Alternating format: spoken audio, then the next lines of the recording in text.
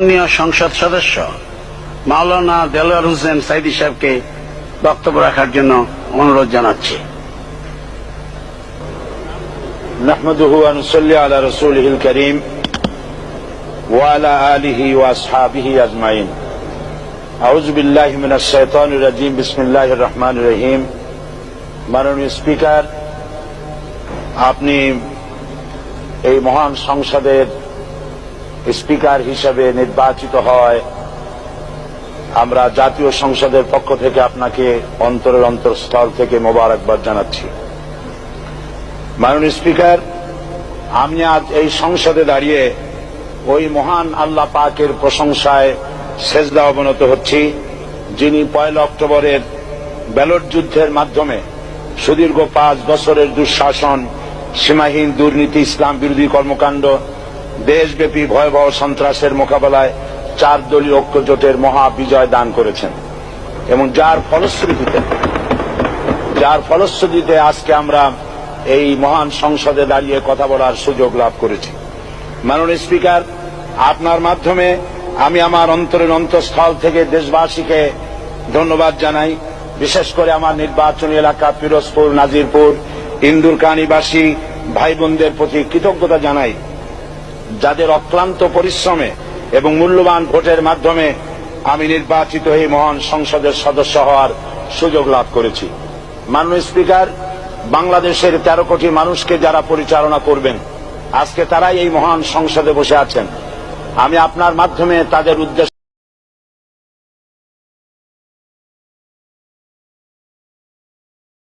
কিছু কথা বলতে চাই। জবাবদিহিমূলক সরকার, কল্যাণমূলক সরকার ও সুস্থ প্রশাসন, এই বাক্যগুলি আমরা প্রায় শুনে থাকি। এই বাক্যগুলির অর্থ সরকার স্বৈরাচার নয়, বরং জনগণের কল্যাণে জনগণ নিকট দায়বদ্ধ সরকার, যা আব্রাহাম লিঙ্কনের ভাষায় by the people, for the people, of the people. বর্তমান পৃথিবীতে মূলত গণতান্ত্রিক দেশে এখন সরকারকে বিবেচনা করা হয়। এরূপ সরকারের জনগণের সার্বভৌম ক্ষমতার উৎস হিসাবে বিবেচনা করা হয়, অর্থাৎ সংখ্যাগরিষ্ঠ প্রতিনিধিদের প্রণীত আইনই হল আইন এবং নির্বাচিত হবার পর সরকার হয়ে পড়েন সমগ্র জনগণের, আর বিরোধী দল হয় ছায়া সরকার। মাননীয় স্পিকার, সরকারকে সঠিক পথে পরিচালনার জন্য বিরোধী দলকে অপরিহার্য বিবেচনা করা হয়। বর্তমান গণতান্ত্রিক চেতনা বেশি পুরনো নয়, মানুষ মূলত রাজতান্ত্রিক স্বৈর শাসনের সাথেই বেশি পরিচিত। বস্তুত বর্তমান পৃথিবীতে গণতান্ত্রিক শাসন ব্যবস্থায় জবাবদিহিমূলক, কল্যাণমূলক, স্বচ্ছ প্রশাসনের যে কথাবার্তা আমরা শুনতে পাই, এর প্রথম উপস্থাপক হলেন বিশ্বনবী হযরত মুহাম্মদ রাসূলুল্লাহ সাল্লাল্লাহু আলাইহি ওয়াসাল্লাম। বর্তমান গণতান্ত্রিক ব্যবস্থাপনার সাথে ইসলামের মূল পার্থক্য হল সার্বভৌমত্বের ধারণা নিয়ে। ইসলামের দৃষ্টিতে সার্বভৌমত্বের মালিক জনগণ নয়, মালিক হলেন আল্লাহ রাব্বুল আলামিন।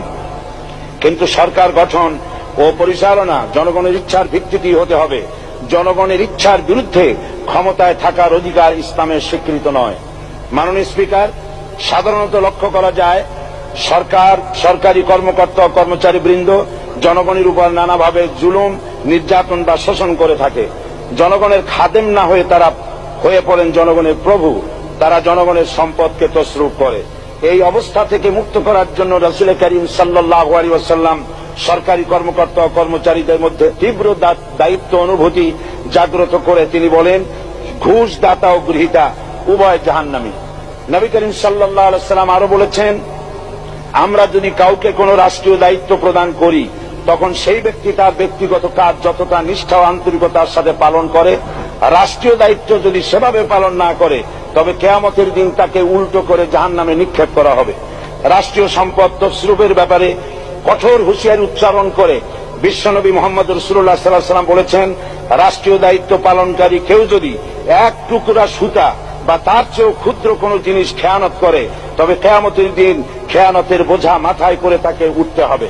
মাননীয় স্পিকার, আল্লাহ রসুল যে সরকার ব্যবস্থা প্রতিষ্ঠা করেছিলেন, তা সত্যিকার অর্থে ছিল জনকল্যাণমূলক সরকার। তার সরকারে দায়িত্ব পালনকারী ব্যক্তিবর্গের মধ্যে চরম দায়িত্ব অনুভূতি জাগ্রত করে দেওয়া হয়েছিল।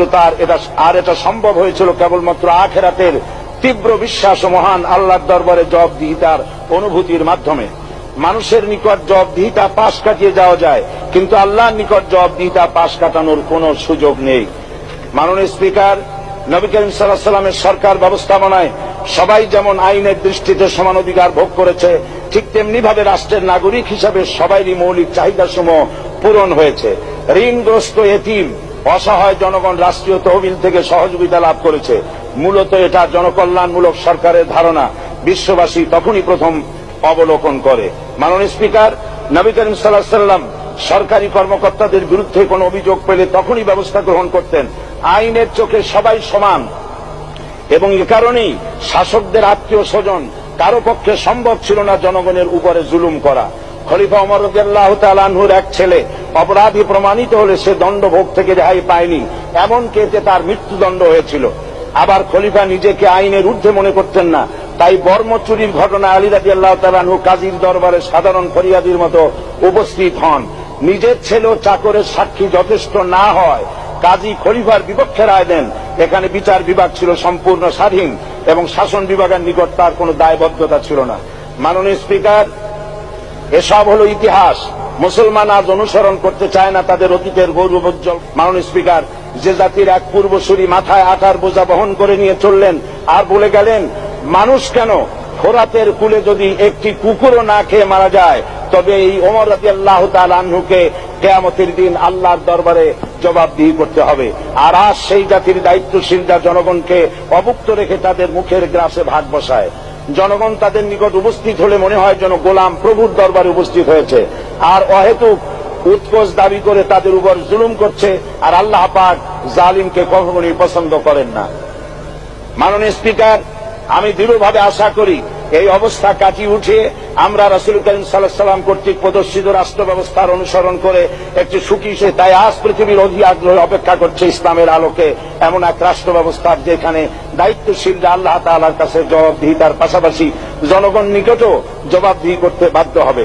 মাননীয় স্পিকার, অনেক ত্যাগ ও তিতিক্ষার রক্তের বিনিময়ে গড়ে উঠেছে আমাদের গণতান্ত্রিক প্রতিষ্ঠান এই জাতীয় সংসদ। এই সংসদের সম্মান রক্ষা করার দায়িত্ব আমাদের সবার। গণতান্ত্রিক চর্চা, গণতন্ত্র প্রতিষ্ঠার স্বার্থে আমি আজ প্রধান বিরোধী দল আওয়ামী লীগকে সকল হিংসা, বিদ্বেষ ও পরাজয়ের গ্লানি ভুলে গিয়ে সংসদে যোগদানের উদাত্ত আহ্বান জানাচ্ছি। পরিশেষে আমি আপনার মতো সর্বজনশ্রদ্ধ একজন মার্জিত ও সুশিক্ষিত ব্যক্তিকে এই মহান সংসদের স্পিকার হিসাবে লাভ করে আমরা আনন্দিত হয়েছি। আমাদের সংবিধানের সংরক্ষণ, সমর্থন ও নিরাপত্তা বিধান এবং আপনার অভিভাবক সুলভ নিরপেক্ষ আচরণ ও সংসদকে ধন্য করবে বলে আমরা বিশ্বাস করি। আপনাকে ধন্যবাদ। আসসালামু আলাইকুম ওয়া রাহমাতুল্লাহ।